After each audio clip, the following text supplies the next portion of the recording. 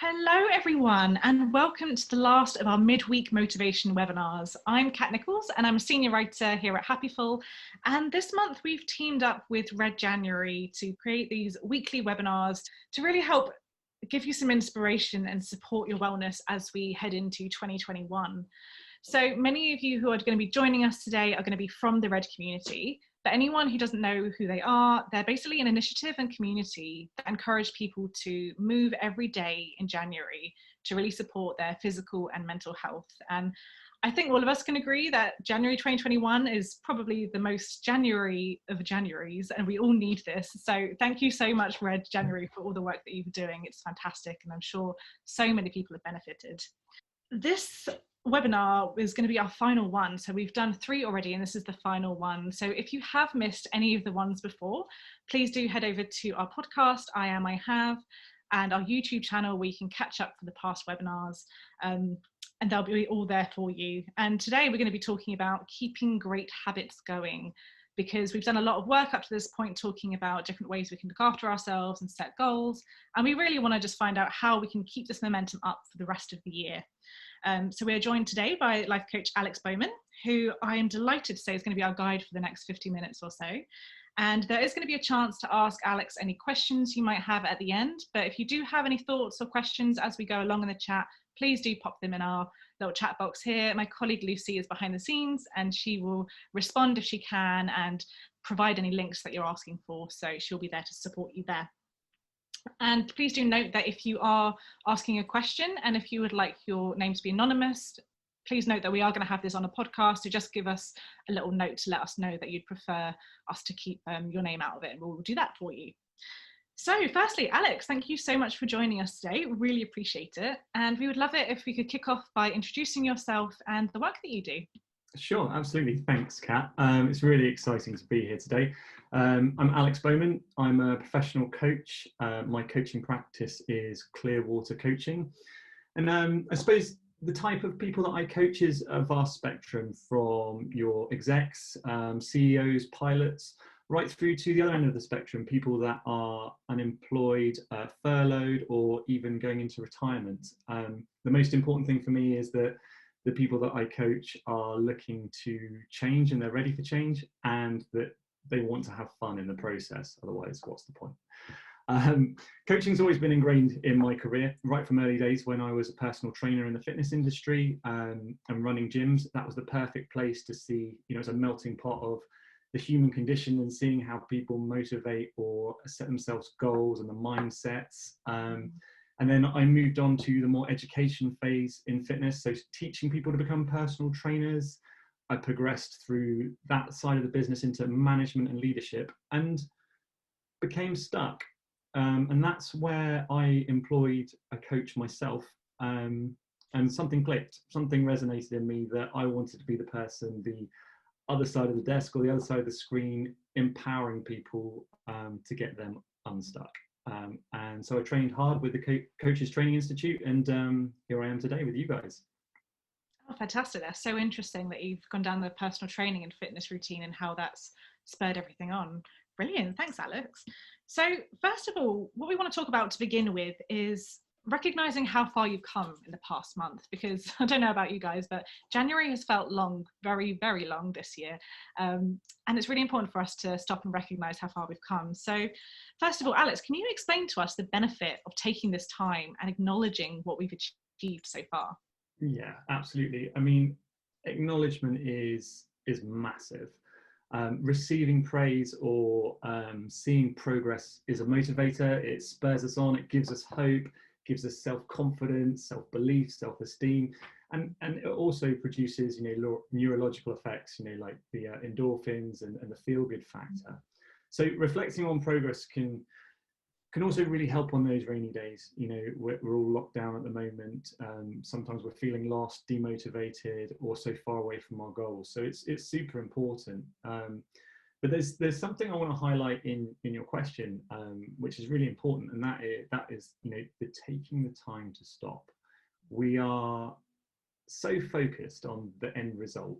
We get that tunnel vision. We're focused on that outcome, and therefore we don't actually stop to see how far we've come. And I think that leads on to probably the bigger question as to, why don't we recognize our achievements, or, why don't we put aside time to reflect, and why does it feel difficult to actually acknowledge ourselves? So if you're happy for me to sort of jump in on that subject. That would be great. Thank you. Well, it's human nature not to give yourself a pat on the back, for a couple of reasons, really. As I said earlier, we're quite finish line orientated. So, we don't want to pat ourselves on the back till we get to that shining goal or whatever it is. But more to the point, it feels uncomfortable. As Brits, we're super humble. We don't like praising ourselves at all. And I don't mean, splashing everything all over social media, but I mean genuinely feeling like we have the self-worth to give ourselves a high five or a pat on the back. And it's really important to get comfortable with that, to genuinely say well done without, self-judgment. And, we'll talk more about self-judgment a bit later, but, you might be your only motivator in this, which means, you have to learn how to give yourself self-praise, because you're going to have to effectively be your own coach at the moment, during lockdown and things like that. Giving yourself permission is the real big one, to say well done without comparison, without analysis paralysis, breaking everything down, comparing yourself, judging it, because comparison is going to be the death of motivation and creativity. The human condition is that we can always do better, and that prevents us from giving ourselves a pat on the back. That's when our inner critic or self-sabotage shows up and says, you could do better, or this is not perfect. And we'll talk about perfectionism later, but one of the big parts of coaching is realizing that you're always going to have that inner critic, that self-sabotage, whatever you want to call it, that voice in your ear that is essentially your ego pulling you back towards your comfort zone. It's basically saying, don't do this, because it's scared of change and it thinks it's keeping you safe. Whereas actually what it's doing is it's stifling your progress.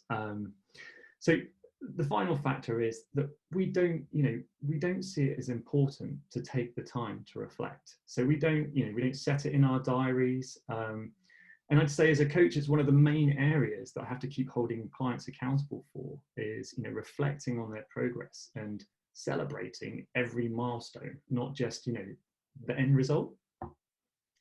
Absolutely. And I think it's really interesting that you say it's human nature. And am I right in thinking it's to do with the negativity bias as well? We're literally wired to focus on negative things more than positive. So we have to be really intentional about the positive things. Yeah, absolutely. I think, humankind's come a long way, but the sort of ego psychology is still very basic. It's trying to keep us from harm. It's trying to keep us from, getting injured or whatever. And then it tries to apply that to societal things. And that's where it all just doesn't serve us. Absolutely. And Mary said in the comments that she often writes in her diary. So that's fantastic. And that brings us on to the next question, which is, do you have any suggestions or tips on how we can start recognizing our achievements and celebrating how far we've come? Well, I love that word, celebrating. I catch my clients off guard all the time. They'll be telling me about something that they've done. And the first question after, acknowledging them is, how are you going to celebrate this? And you generally get like a really coy, dismissive response. And, they try and palm it off as it's not a big deal. So then I'm ironically holding them to account and giving them homework of telling me how they're going to celebrate, when they're going to celebrate, and can you let me know when you've celebrated? So a big part of that is you have to find a way to give yourself permission to be proud of yourself. And this can take a lot of work. It usually stems from, not having self-belief or not feeling that you're worthy of praise and reward until you fill in the blank. You've got your own reasons. So it's usually to do with the syndrome of, could do better. But real courage is, hearing that inner voice, hearing that critic and saying, thanks for your input, but I'm going to celebrate anyway. It's also really important to break down whatever goals or habits it is that you're trying to achieve into milestones, and never have a milestone too far away. It's fine that goals can evolve and change, but it's always important that you have incremental steps so that you can reward yourself and keep motivation high and keep track of your progress. I think that's a really important one that people forget about. Whatever it is that you're trying to achieve, keeping track will show you your path of how far you've come, physically. So whether it's fitness and movement, you've got your apps, you've got your Garmin's or whatever it is to track and all that sort of side of things, whether it's self-image, you can take photos. If it's body measurements, you can use clothes that fit or don't fit. If it's mood or feelings, like mentioned earlier, capture it in a journal. So whatever it is, keep track so that you actually have something to reflect on, but then put aside the time to actually reflect. I mean, they're a blessing and a curse. Blessing is that you can put it in your digital diary, set yourself a reminder to actually build that habit of building time into your day, your week, your month to reflect on your progress. And it'll be uncomfortable at first, but change is, and it's just a muscle that you have to continue to work. So I suppose to sum up, like finally on the topic of celebrating, I think it's really important as well that you acknowledge others, not just yourself. We're all in a really difficult situation of trying to keep ourselves going at the moment and seeing light at the end of the tunnel. So, acknowledge what others are doing as well, because we know how hard it is to motivate ourselves. Yeah, that's such an important point, actually, seeing what other kind of bigger picture outside of that. I'd just like to pick up on a comment in the chat from Katie. Said, I have a challenging thing tomorrow and was asked how I'll celebrate after I achieved it. I haven't decided yet because I'm not entirely sure I can do it. Have you got any thoughts on that? Or someone who's not entirely sure they can do something, how can they start thinking about celebrating? As in they're not sure how they can celebrate, or they're not sure how whether they can do the actual thing that they're doing? Yeah, I think do the actual thing that they're doing. Oh, wow. Well, you've just got to forgive yourself and celebrate the fact that you're going to give it a go. Love that. It's not about the outcome. It's the fact that you stepped up despite that inner critic that's saying to you, I'm not sure I can do it. Okay, fine. But the courage is, I'm going to try anyway. And the other side of trying and risk is an abundant life of feedback and fulfillment and learning and development. I know that sounds really cliche, but it's all about risk and stepping outside your comfort zone, even if it's not perfect. Forget about perfectionism. Just go.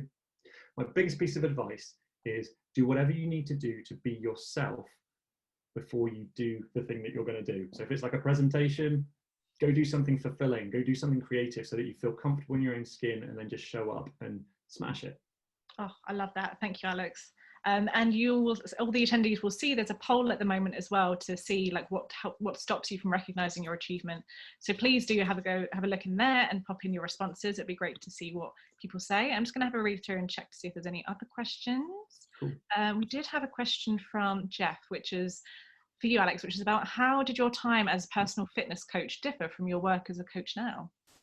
Massively. I was very young and very I don't know what the word is, very probably tunnel vision focused. I really thought that personal training was all about getting people amazing physiques, whether that's guy or girl. It was all about making them look in the mirror and be, yeah, I look awesome.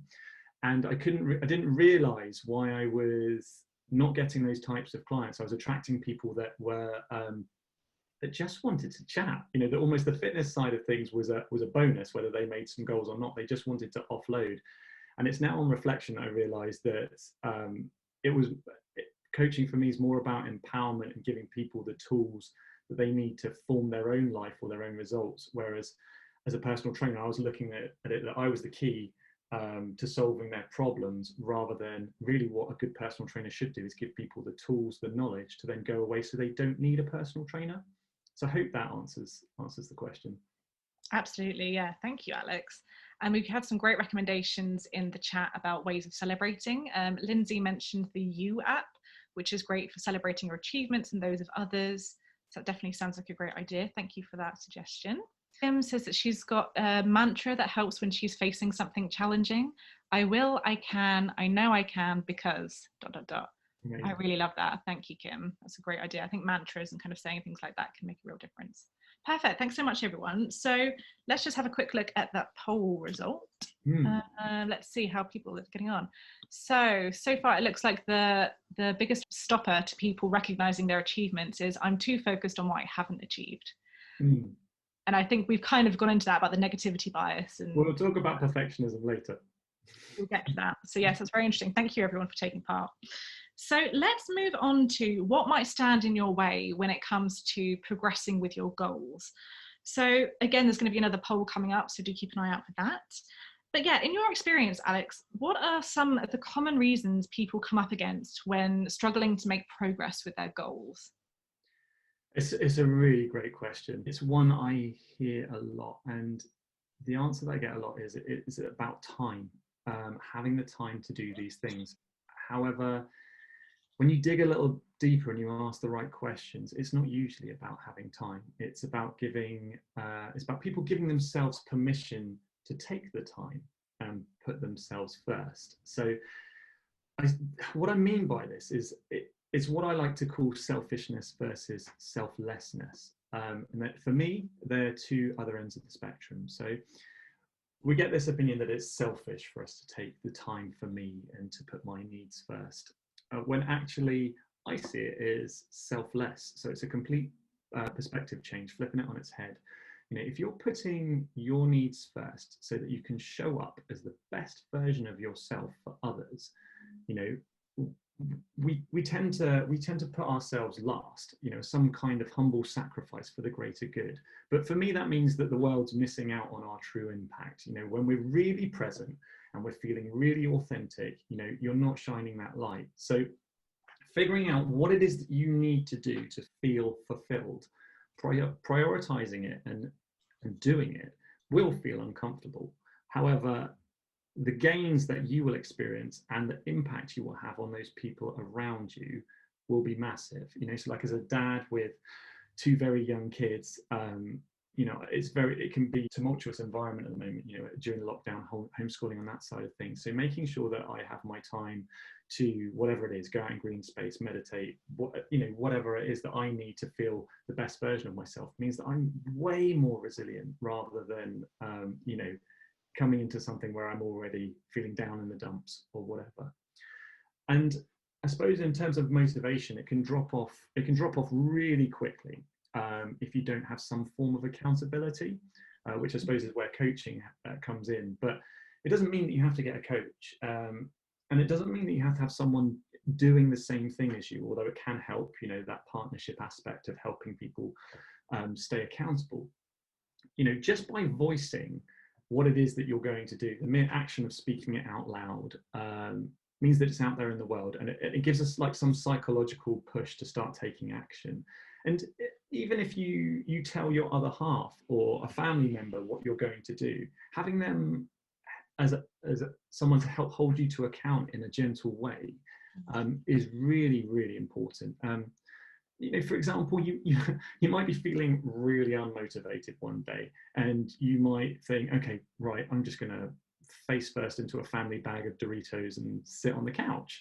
And your partner could say to you, I'm just checking in with you, that's what you want to do. It's fine by me, but just checking in, you're doing so well. Is that what you want to do? And let me be clear, it's not about guilt. It's not about shaming. You need to live your life and you need to be kind to yourself. So if you want a family bag of Doritos on the couch, have a family bag of Doritos on the couch without judgment. You just got to make sure that you have balance and freedom in your life. So keep the things you love in there. So for example, for me, I love pizza, I love crisps, I love beer, and I don't want to cut those out of my life. However, the way that I work is that I work hard during the week. I try and keep my healthy habits up. And then when it comes to the weekend, I can reward myself with that. However, sometimes I might not feel like I need those rewards because I've done so well during the week. But it's about the fact that you can give yourself the choice without feeling guilty or shamed. So to summarize, it's usually to do with prioritizing time for yourself, your motivation, someone holding you to account, and the balance of the good stuff in life. I love that. And the holding yourself to account, I really relate to. It's something I find I tell my social media followers if there's something I want to do and I'm going to do, so that Right. then I feel like they hold me to account then. So that's Yeah, and they also probably chip in and motivate as well. absolutely, absolutely. We did have a comment from Nat on this about things that can stop you. And they mentioned not knowing what you want to achieve or do. Have you got any Mm. thoughts on that? If someone's not sure what it is they want to achieve. Yeah. I mean, we'll talk a little bit about clarity later on, but absolutely, you can get analysis paralysis. I know I've been through it a lot of times with various things that I'm trying to do in my life in terms of not wanting to take a step um, before you can see the whole plan, or getting clear what that end goal is and a clear A to Z of how you get there. Well, that is actually a form of perfectionism. And again, we'll come to that a bit later, but really, a lot of that is about actually things don't become clear until you start taking steps. It's the opposite way around. You have to start taking steps towards things that feel like they could be a good fit, and then course correcting, taking a bit from that step. Okay, where should I go next? Rather than life isn't all just laid out in front of us, unfortunately. Yeah, it's Otherwise, trial where and would the error. fun be if we knew what was going to happen? That's very true. It would not be. Perfect. Thank you, Alex. So, some people can get quite disheartened when they have some kind of setback. As you said, it can be a case of trial and error, and sometimes people can get quite disheartened. So, what would you recommend for people to help them stay on track when they do come up against a setback? Yeah, it's a really great question.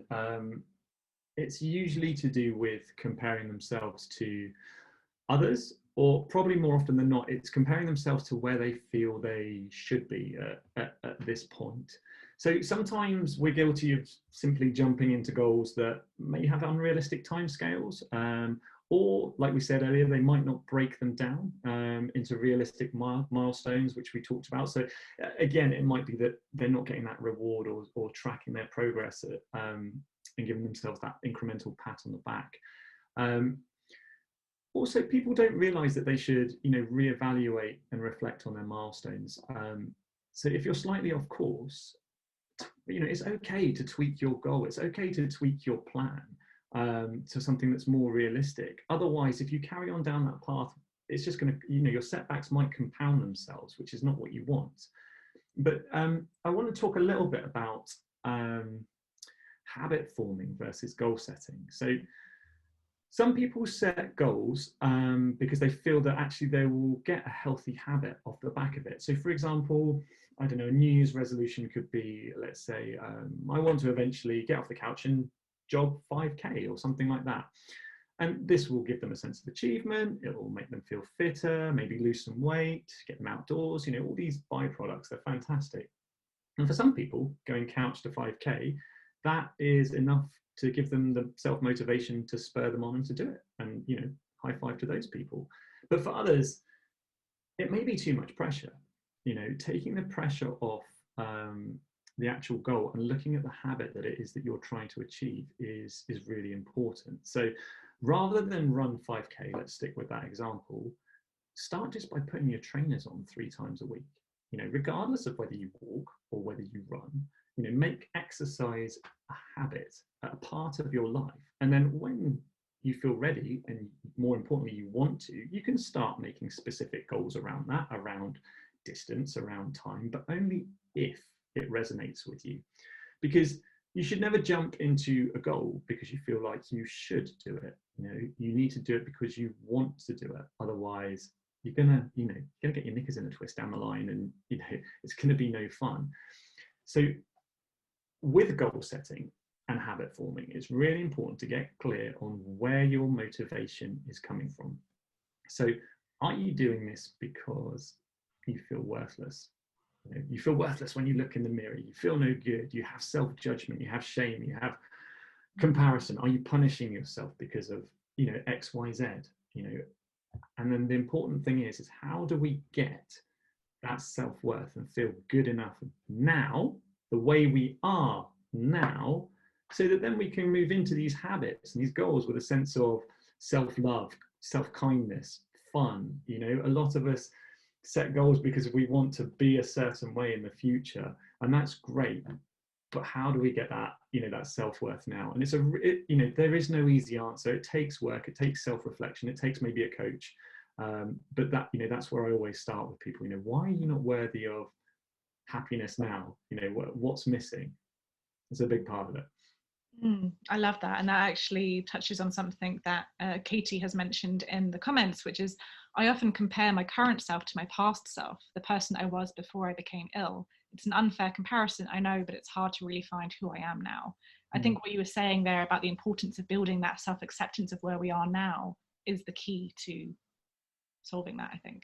Yeah, absolutely. It's so hard to compare yourself in the past, for sure. And the past is also stories that we tell each other, and it to some point defines us. And the importance is, realizing that the past is gone now. All we have is the present, and the future's coming, sort of thing. And the future is the only thing that we can start to try and carve out. So yeah, it's hard to let go of those stories or those past achievements and not reflect on them. That resonates with me. Perfect. So what would you suggest if somebody has come up against a setback today, for example? What would like a first initial step be, do you think, for them to help start do all those great things we've just mentioned? What would maybe the first port of call be? Oh man, yeah. Be kind to yourself. Be kind to yourself. Give yourself a break. Look how far you've come. Take a breath. Get outside of your head. Get present in whatever way you can. Go for a walk in green space with no distractions, no purpose to the walk. It will help you get clarity on the bigger picture. You need to, if you're coming up against a block, it's really important to get, really, really clear on what that block is. Is it because it hurts? Is it because it's boring? Is it because it's uncomfortable? Is it because the goal's too far away? Is it because you don't feel good enough? And then once you've got all those answers, forgive yourself, because change is hard. It really is hard. It's not about being perfect. Take self-judgment out of the equation and look for the joy in the things that you're doing. Why did you start this journey? What's fun about it? How can you go easier on yourself? And they all sound so easy to say and so hard to do.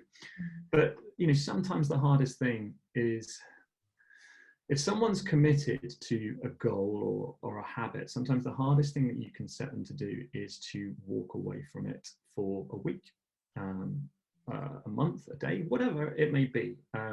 There'll be this feeling of, I'm losing progress, and the pressure is mounting because my progress isn't incremental. It's not. I'm not moving towards it. I'm moving away from it by taking this break. But what you then realize is that this want for progress is sometimes stifling your joy or your aliveness. I know that I have a coach. I think it's really important that you practice what you preach. You do the work. You can take clients as deep as you're willing to go. Sorry. I know my coach said to me ages ago that I was living a too regimented and structured life, and I was very goal orientated. And he asked me to step away from my routine for a month.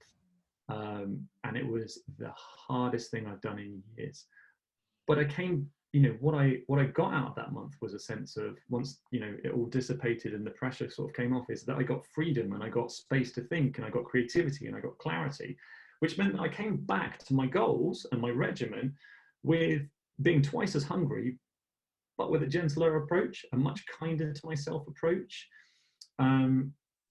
And in terms of like other things that I'd suggest in terms of habit forming, there's a really good book called Atomic Habits, which talks about easy ways to link habit forming towards your goals into your daily life as well. So that's something that I'd also recommend a read on. Something that I've taken away from that is, they call it, they say that, habits and goals, you're not going to do them unless they're easy. You're not going to, if you don't have your trainers by the front door, or if you don't have your time allotted to put aside to do something.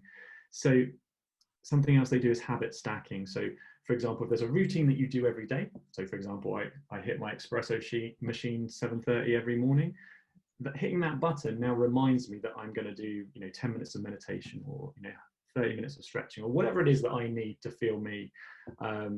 So stacking habits against each other is also a really good way of keeping things going. Awesome, thank you, Alex. And Lucy's just shared a link to Atomic Habits in the chat if you'd like to check that out. Oh, cool. And I could really relate to you talking about stepping away from your routine, the regimen. I've been through something similar during lockdown. It's kind of forced me to rethink how regimented I was about things. And it's interesting how letting go of that can actually build that sense of self-trust and allow you, as you said, to come back with a much more gentler approach. So I really resonated with that. Yeah, definitely. So I think we've said it a couple of times, but I think that's going to feed in perfectly to a discussion around sort of perfectionism. Absolutely. And thank you everyone for taking part of the poll. We can see that most people are struggling with lack of accountability. So I think we've shared some good tips around that, about helping you to get some more of that. So thank you for taking part in that.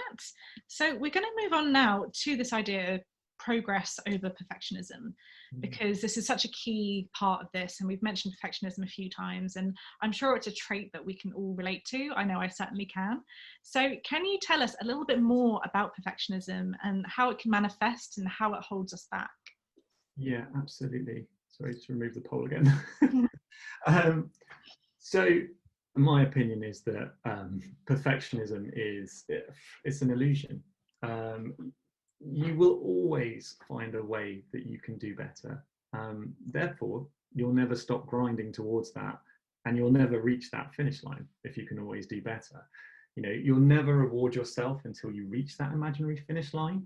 So you're going to burn out. And I've been there many times personally in my life, and it's something that I don't mind admitting that I have to manage daily. The urge to be perfect. I think it's a human condition. It just comes in, and a lot of us pride ourselves on, giving 110% towards something and wanting to be 100% perfect, or whatever your metrics you want to put on it. And I know that in the past I've been told, oh, you weren't like 99% of the way there. And then you get that little bit of feedback about, the 1% that you missed out on or you could develop. And, stupidly, I would, rather than celebrate this 99%, amazing achievement, I would lose sleep over the fact that, what's this 1% I'm missing, and how can I make sure that I don't let myself down next time, and all this rubbish going on in my head. So to bring it back in, you need to get clear on what you feel perfectionism is giving you, and more importantly, where that drive to be perfect comes from. So usually, and I can only speak from my own experience and experience of clients, is that you find that drive comes from insecurity of how you feel about yourself, or more often how you feel others see you, especially in the workplace. That's a big one. So I've got news for you. You cannot control what others think about you regardless. So you're fighting a losing battle. And you said, can it hold you back? Well, it can 100% hold you back, and it can be damaging in quite a few ways. It can, I think we talked about it earlier. Someone put a question in the chat, but it can hold you back from even starting something. Perfectionism could mean that we want to clear A to Z before taking action. And I see this every day in coaching, and I've been guilty of it. And the irony is that taking action without knowing the full plan is the key. Like I said before, it's about taking steps, learning from them, and rather than just being stuck in the starting blocks, at least someone's, had the gun and thought, okay, I might not be running exactly in a straight line, but at least I'm running. It's rather than just sitting and waiting. And the other damaging way perfectionism can sort of haunt us is what I call the empty finish line. And this doesn't just apply to perfectionists, but it's also to do with getting clear on why we're setting our goals in the first place. So the empty finish line, or the hollow victory, whatever you want to call it, is when you think you're going to feel a certain way when you cross that finish line or achieve that goal. But then you get there and nothing's changed. You might get that sense of elation, whether it's like I've just run a marathon, or I just hit a target, weight loss, or whatever it is. I've got this promotion, but once I've celebrated it, nothing's changed. I don't feel any different. You expect to feel like you've won or you're happy, and there should be a big hole fulfilled in your life, but it doesn't happen. So then you start setting yourself more extreme goals, and you keep on going and you keep on going for perfectionism, and for that ever elusive feeling that you're searching for. And that feeling is the key, because that's why you can talk to some of the most richest people and the most famous people in the world, and they still appear to be, even though they appear that they've got everything, they're still very unhappy. So getting clear now on the feelings that you're searching for to do with these goals or these habits, or being perfect, and then being able to articulate them is really important, because once you get clear on what they are, you can figure out how you can get them into your life now, rather than putting them around an imaginary finish line. So let me give you an example. If I was working with a client and they said, I'm going to set a goal. I will. My client says, I will be happy when I have 250k in the bank. Let's just make stuff up. Okay, it's a clear goal. When do you want that to be done by? Okay, let's say 5 years. Okay, great. So we've got a clear goal. It's time bound. Awesome. So you're saying to me that you're not going to be happy for 5 years. And then usually stunned silence. They're tying their happiness on a goal, a certain amount of money, and a time frame. Okay, so when you dig a little bit deeper around that, let's carry on with that example. We say, like, what would 250k in the bank give you then? What's the feeling behind the goal? Oh, well, that's easy. It's going to give me a sense of security. It's going to give me a sense of, pride, achievement, the ability to buy what I like, travel wherever I want to. Okay, now we're getting somewhere. Now we're getting to the feelings that are motivating us, or what we want to experience behind getting this goal. So security, let's take those examples, is another, is basically saying they want peace. They want peace. They want a stress-free life. Achievement and acknowledgement. They want to feel self-worth. They want to feel love. Buy what they want. They want freedom. Travel. They want freedom. They want experience. They want aliveness. So then the question becomes, once we know these feelings, how do we get these into your life pretty sharpish, and still work towards 250k in the bank in 5 years? That's what you want, but how do we get you feeling happy and feeling the these experiences that you want, rather than getting to a finish line and realizing that nothing's different? Rant over. No, I love that. I think that's such an important point. And I'm sure there's a word for it. I think it's hedonic adaptation, which is when. That's very good. Is that right? Yes. It's when you you adapt yourself to what you've got, so you get used to what you have. So that is something that we can struggle with. And yeah, I think as you said, like tying your happiness to this end goal can be really problematic, and trying to think of the feelings behind that. Something I wanted to pick up quickly from the comments was from Katie saying, perfectionism definitely holds me back sometimes, because if I don't feel I can't do something perfect, then I procrastinate or don't do it at all. After speaking to friends, it seems that this is a common thing with people with anxiety. I just wanted to point that out, because I also struggle with anxiety, Katie, and I completely resonate with that. I think when you have anxiety, you almost want to have that sense of security. You want to know that everything's going to be just okay. Yeah. And that makes you feel safe. So yeah, I just wanted to say I resonate with that. Yeah, for sure. I mean, anxiety is a tough one. So anxiety, I'm not a psychologist at all, or a psychotherapist. So, this is just my opinions. But for me, anxiety when I'm working with clients is, it's fear. It's fear of what could happen. So fear of future events. If you want to break down fear, FEAR, it's false evidence appearing real. So, okay, if there's a tiger in the room about to rip our face off, that's pretty real evidence, and we should be scared of it. However, if it's to do with a presentation, or some big milestone that we've got to do, we work ourselves up into what could go wrong. What's all these things that could go wrong, and what if I'm not good enough, and all the negative self-talk.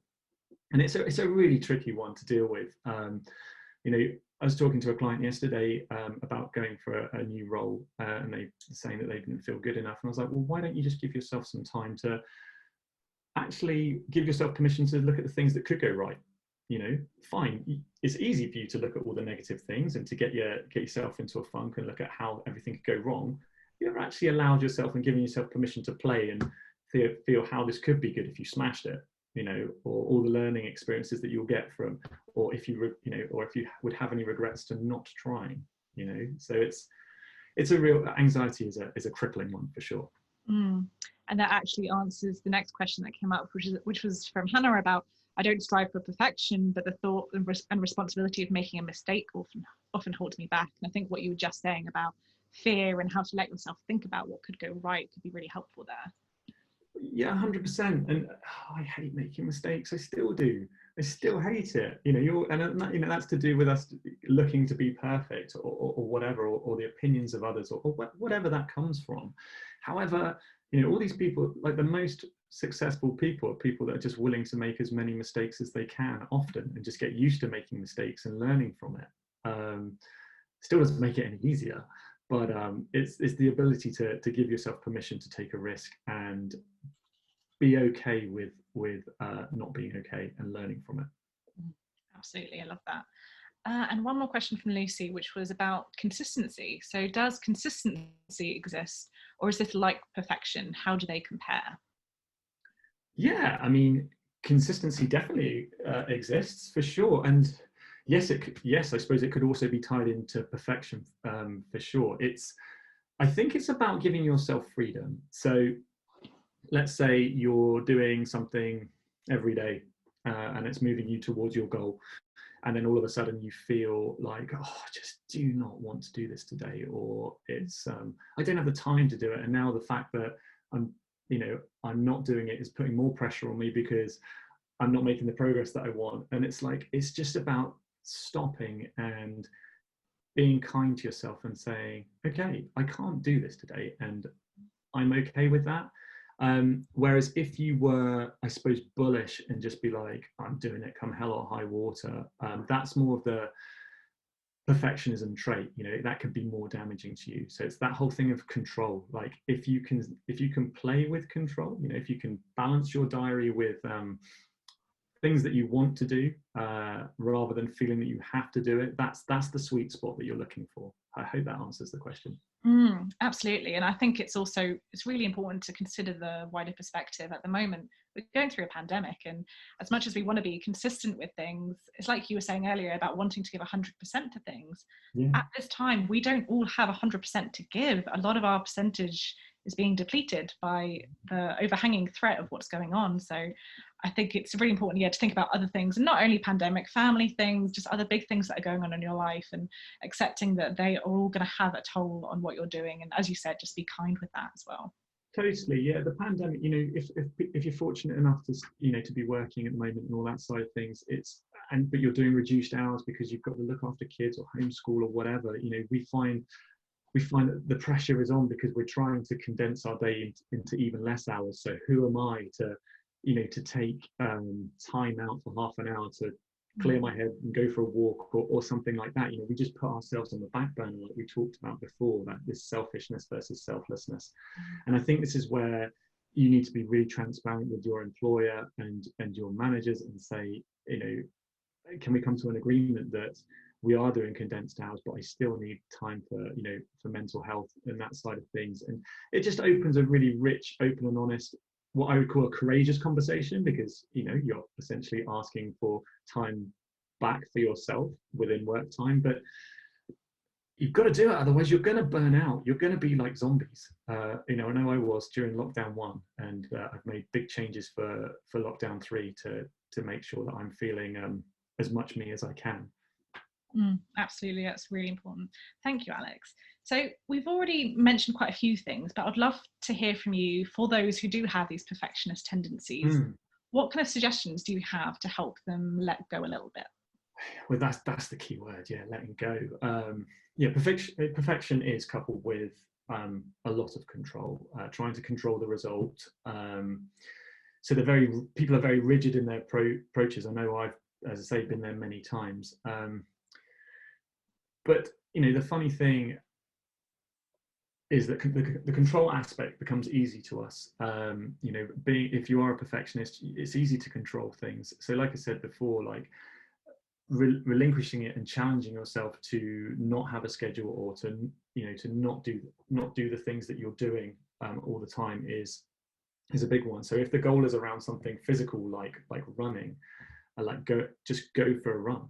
Like, don't have your, you know, if you're wanting to run a marathon, let's just say, or whatever, just forget your timings, your paces, your routes, whatever, and just remember why you started this.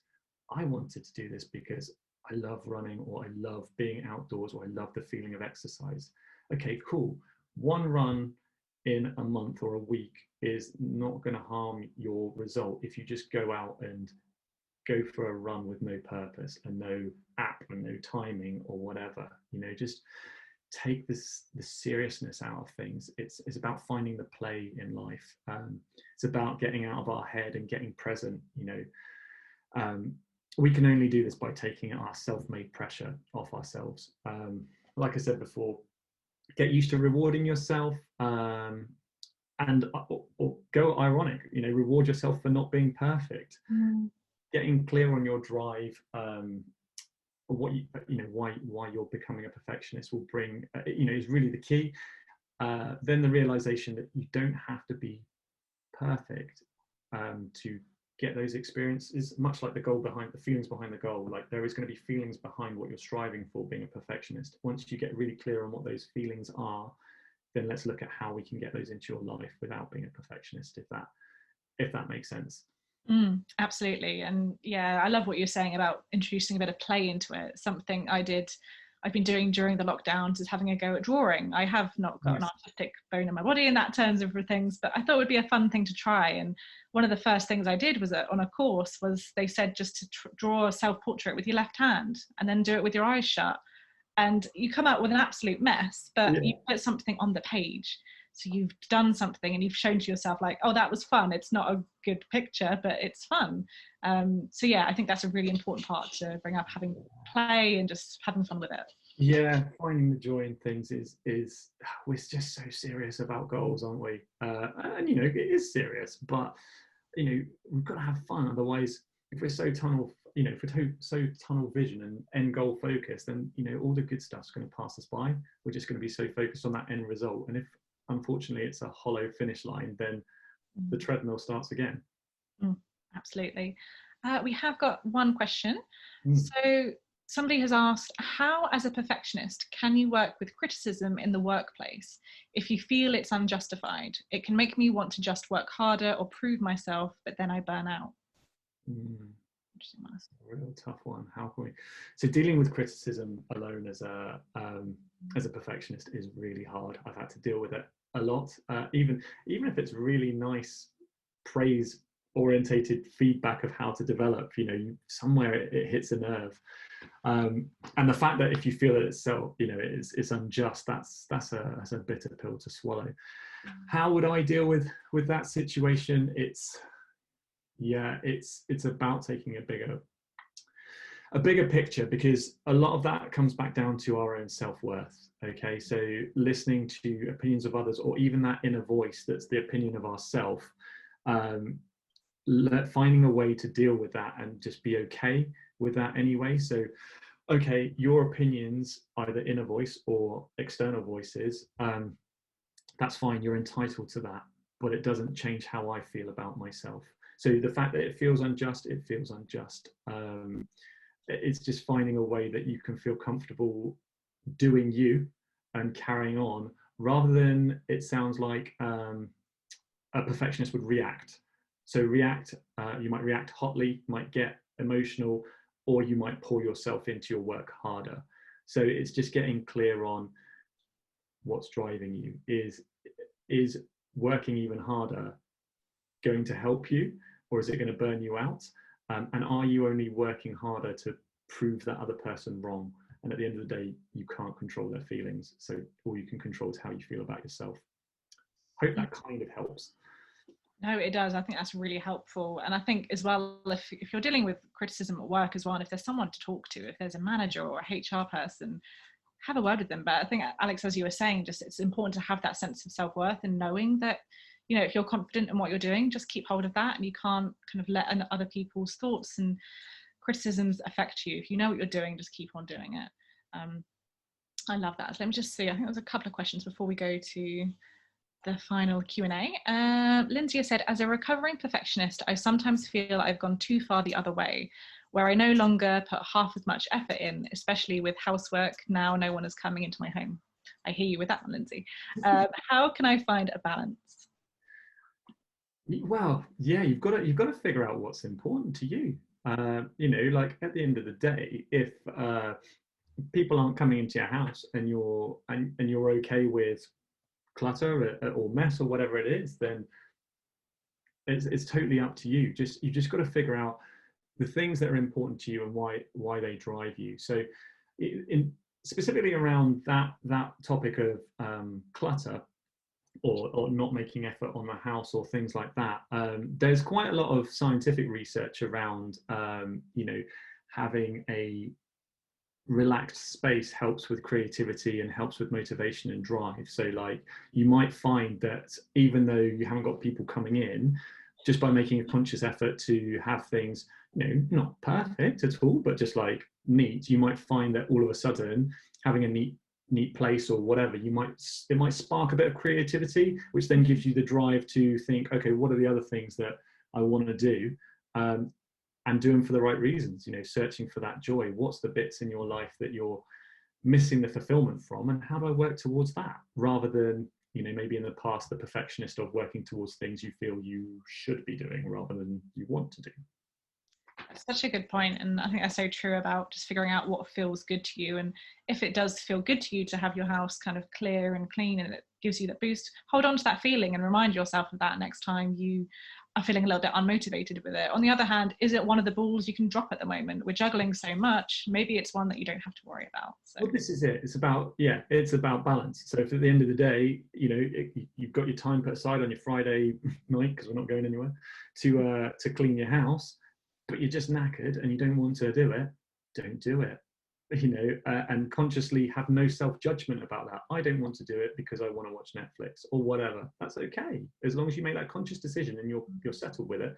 However, don't get into a negative feedback loop about the fact that you're annoyed about the decision that you decided to watch Netflix. You know, just have peace with it. And if you want to pick it up on Saturday, pick it up on Saturday. Or if you don't want to pick up, great metaphor, but, you know, don't pick it up. Absolutely. Let's just have a look. We've got another comment from Nat. So I feel like this probably points to perfectionism control trait, but I find I often draw a line between self-care and self-indulgence and judge myself for them. I end up thinking of self-care as being self-indulgent depending on what it is. Having a lie-in or getting a takeaway can leave me examining why I did that. Did I need a break, or was I not making an effort? Doing a thing you might not want to can be self-care too, when you know it is swallow the frog or that fresh air that will help. Even if you can't be bothered initially, it's something I talk about a lot with my therapist. Self-judgment is strong in this one. So There's a yeah, lot to unpack there. yeah, there's a lot. Yeah, I think overall, Nat, what you're saying is it's quite tough to draw that line between what is self-care and what is maybe what feels like self-indulgence, and how you can remove that sense of self-judgment. Yeah, for sure. It kind of feels like it moves back towards, first of all, figuring out selfishness versus selflessness. So figuring out what's important to you, figuring out what it is that you want out of life that makes you tick. So if having a lie-in is something that you need because then you feel more creative, you feel more rested, you've got more get up and go, then okay, you may view it as self-indulgent, i.e. selfish. However, if the outcome is that you're more authentic, you're more awake, you're more alive, you're firing on all cylinders, then surely that's selfless, because you are showing up as the best version of yourself. So it sounds like you're in a little bit of turmoil between what perspective to have over the different things that you do. So whether you're classing it in the self-indulgent category or the self-care category. So I think it's really good to get clear on those and maybe try the different hats on. So if you see it as self-indulgent, what are the good things that you're getting out of this, so that maybe it is actually self-care. Absolutely, it's finding that it is hard to find that line between what is what, and but yeah, as you said, just kind of reflecting on it and seeing how it feels can be really helpful. Yeah, Nat says yes, I mostly share that so perhaps others can know that these thoughts happen. Yeah, absolutely. Yeah, You're not alone. no. Great, so let's have a quick look at the last poll results. Do you think perfectionism holds you back? Yeah, we had 66% said yes. So that's quite a lot. So hopefully what we've covered here has been helpful. We have got a couple of minutes left, so if anyone's got any last minute questions they want to pop in there, please do. But otherwise, Alex, thank you so much for your time today, and I'd love for you to tell us a little bit more about where people can find you online. Yeah, certainly. So my website is clearwatercoach.com, not co.uk, because I think there's two of us out there. I didn't do my market research. Feel free to reach out on that website. You'll get a little bit more about me there. And, happy for anyone to get in contact with me through the website or through the Life Coach directory. Just look under Alex Bowman and you'll find me. Clearwater Coaching does have a Facebook and a LinkedIn and an Instagram account. I can be honest, I don't update them regularly. I find that I'm busy enough, but you can also find me under my name on LinkedIn as well. So Alex Bowman on LinkedIn, you'll see my ugly mug, and please reach out. Anything off the back of this, if you've got questions, if anyone's interested in coaching or anything like that, I'm more than happy to spend time. It might not be immediately because everyone's super busy at the moment, but I'm happy for anyone to reach out to me. Absolutely. And if you have missed any of this or you want to catch up on it, there will be the video is going to be on our YouTube channel, the audio is going to be on our podcast, I Am, I Have, so make sure you subscribe to those. And yeah, you can also, if you want to connect with Alex or any other coaches, we have loads of them available on Life Coach Directory. And if you're looking for any other kind of professionals as well, so we mentioned anxiety earlier, so perhaps you're looking for a counsellor or maybe a nutritionist or something like that, you can also download the Happiful app, which will connect you with whichever professional you're looking for and have lots of articles on subjects like this that we can delve into more. And yeah, I think that is everything we have for you today. So thank you so much, everyone, for joining. Hope you all enjoyed it. And thank you so much, Alex. No problem at all. Thanks for having me. No worries. Bye, everyone.